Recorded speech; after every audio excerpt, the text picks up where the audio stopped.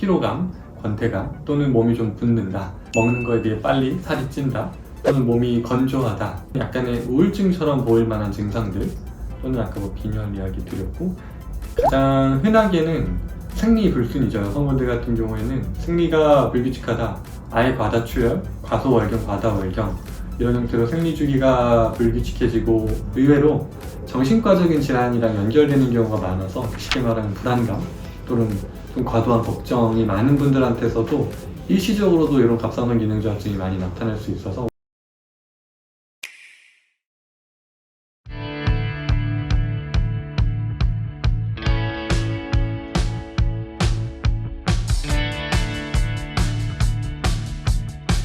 안녕하세요. 이배만의원 허준영 원장입니다.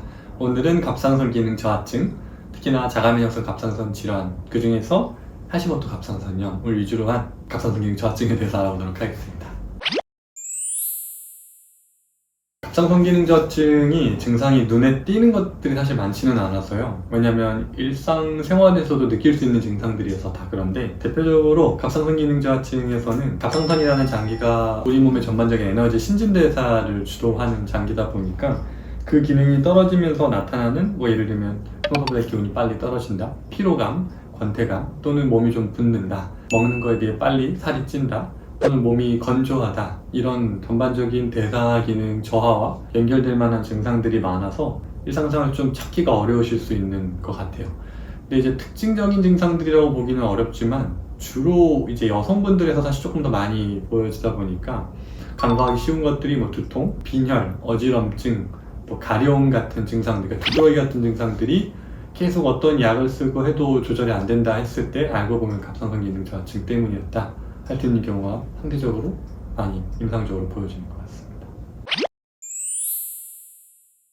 대사 기능이 떨어진다는 의미는 전반적으로 각성 상태가 떨어지니까요. 사람이 좀 행동이 느릿느릿하고 감정적으로는 약간의 우울감 또는 불면증, 이런 신경정신과적인 증상들을 많이 동반하다 보니까 우울증이라고 좀 오인할 수 있다. 근데 사실 오인이라는 표현이 그렇죠. 그게 사실상 우울증의 증상들이니까요. 그런 패턴을 에너지가 많이 사람이 가라앉아 보인다, 이런 증상들을 볼 수 있습니다. 제일 한번 최근에 봤던 좀 신기했던 분은 남성분이었는데, 본인이 나타나는 증상이 갑상선 기능 저하증 같다. 근데 검사를 해보면 호르몬상에서는 약간 떨어져 있기는 한데 정상 범위 안에 있어서 약간 애매하다라고 해서, 근데 아무리 봐도 자기는 기능 저하가 있는 것 같다라고 보셔서 이제 검사 중에 조금 더 진행해서 자강체죠. 그러니까 갑상선 자강체 검사라는 걸 했는데 거기서 이제 양성이 나온 거죠. 그래서 나는 갑상선 기능 저하증이 맞았구나 하고 본인이 저한테 오셔서 그 검사를 요청하셔서 이제 확인하셨던 경우가 있기는 합니다. 근데 그런 분들은 좋은 의미에서는 본인 몸에 대한 관심이 있으시기 때문에 빨리 치료가 될 거라고 보이는데, 또 반대로는 이 갑상선 질환이 의외로 정신과적인 질환이랑 연결되는 경우가 많아서 쉽게 말하는 불안감 또는 좀 과도한 걱정이 많은 분들한테서도 일시적으로도 이런 갑상선 기능 저하증이 많이 나타날 수 있어서 오히려 걱정이 많은 분들이 이런 질환이 나타날 가능성이 높기도 해서 그 연관성이 좀 있기는 한 것 같습니다. 갑상선 기능 저하증의 원인은 대사 기능이 떨어지는 원인들 여러 가지를 찾지만, 제가 오늘 이야기하려는 사실 핵심은 자가면역성 갑상선 질환이다 보니까, 자가면역성 갑상선 질환이라는 건 결국 갑상선에서 갑상선 호르몬을 만들어내기 위해 필요한 어떤 효소들, 특히 대표적으로 TPO라고 알려진 효소를 공격하는 항체가 있을 때 이걸 이제 자가면역성 갑상선염, 병명으로는 하시모토 갑상선염이라고 부르는데, 이 질환 같은 경우에는 그 자가 항체가 원인이니까 자가면역성 기전이 주요 원인으로 알려져 있죠. 근데 이 원인이라는 게 그러면 뭐가 자가면역성 기전을 만드냐에 대한 부분은 아직 알려진 게 없죠. 근데 저희는 이제 그걸 주로 음식이라고 보고 있는 거고요.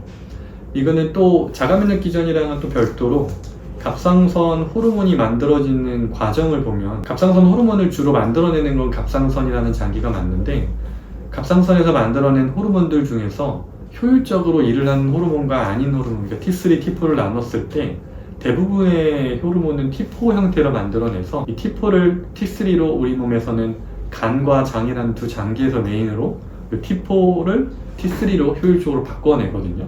그러니까 이 과정에 문제가 있을 때도 기능 저하증이 생길 수 있어서 쉽게 말하면 간 기능과 장 기능에 이상이 있었을 때도 갑상선 기능 저하증이 나타날 수 있다, 이렇게 볼 수 있을 것 같아요. 사실 없다고 보는 게 맞는 게, 아까 말씀드린 것처럼 증상들이 이거는 갑상선 기능 저하증의 특이한 증상이다 라고 할 만한 게 딱히 없어서요. 몸이 뭐 붓고 살이 찌고 대사 기능이 떨어지고 이런 것들이 너무 다양한 원인들이 있을 수 있다 보니까 어떤 증상만을 가지고 스스로 의심해서 갑상선 기능 저하증이다 라고 판단하기 좀 어려우실 것 같고요. 보통 이제 혈액 검사를 통해서 최종적으로 가장 쉽고 확인할 수 있고, 또 요즘은 이제 일반적인 건강검진에서도 많이 갑상선을 체크를 하니까요. 저는 오히려 요즘은 너무 검사가 좀 과해서 좀 난발하는 경향이 있을 정도로 환자분들이 결과지를 많이 가지고 오시는 걸 봐서 그 혈액 검사로 대부분 확인이 되시는 것 같아요. 합병증이라고 하는 게 사실 좀 애매하네요. 갑상선 기능이 떨어지면서 나타날 수 있는 증상들은 방금 이야기 드렸던 그런 대사 기능 저하들과 관련된 것들이 가장 무난하게 많이 알려져 있고, 조금 뭐 특이하다 한다면은 약간의 우울증처럼 보일 만한 증상들, 또는 아까 뭐 빈혈 이야기 드렸고, 가장 흔하게는 생리 불순이죠. 여성분들 같은 경우에는 생리가 불규칙하다, 아예 과다출혈, 과소월경, 과다월경 이런 형태로 생리 주기가 불규칙해지고 특정 패턴에서 어긋남이 보이는 경우가 많이 나타나고요.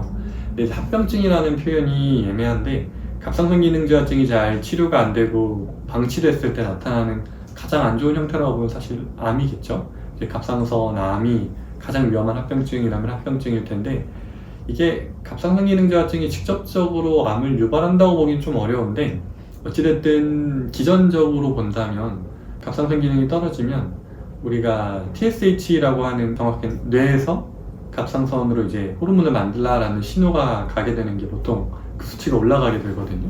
그럼 TSH 수치가 일반인들에 비해 높은 분들은 갑상선 암의 발병 위험이 한 2배 정도 높다라는 여러 연구 결과들이 있어서, 그런 관점에서 본다면 기능 저하증이 가장 큰 합병증은 갑상선 암이 될 수 있을 것 같아요. TSH라는 호르몬이 뇌하수체에서부터 이 갑상선한테 호르몬을 만들라는 신호를 보내는 호르몬이거든요. 이 호르몬이 갑상선 기능 저하증이라는 증상에서는 보통 T3, T4라고 하는 갑상선 호르몬이 떨어지다 보니까 몸이 그거에 대한 피드백으로 TSH라는 호르몬을 보통 증가하는 패턴을 많이 띠거든요. 그러니까 갑상선한테 모자란 만큼 호르몬을 만들어라 라는 신호가 계속 나가는 거죠.